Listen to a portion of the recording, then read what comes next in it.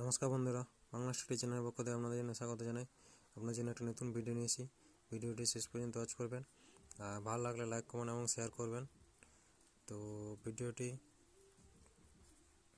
এখানে ভিডিওটি আছে, কোয়েশ্চেন আছে।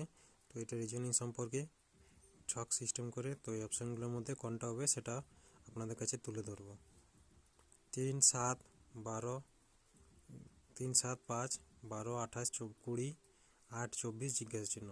এটা কী হয়েছে? 12 থেকে 4 বিয়োগ করে হয়েছে 8। সেম 28 থেকে 4 বিয়োগ করে হয়েছে 24। মানে প্রথমের পার্টটার কোনো কাজ নেই, এই দুটোর বিয়োগফল দ্বিতীয় আর তৃতীয়। তাই দ্বিতীয়টারই শুধু কাজ, দ্বিতীয়টারই কাজ, প্রথমেরও কাজ নেই আর শেষেরও কাজ নেই। কারণ 12 এটার থেকে 4 বিয়োগ করে এটা হয়েছে, এটার থেকেও 4 বিয়োগ করে তৃতীয় হয়েছে, তাহলে এটা 20 আছে। 20 থেকে 4 বিয়োগ করবো, 20 থেকে 4 বিয়োগ করলে কত? 16। আমার অপশানে 16 আছে, অপশান বি এ 16 আছে, তাহলে জিজ্ঞাসা চিহ্ন ঘরে আমার 16 হবে।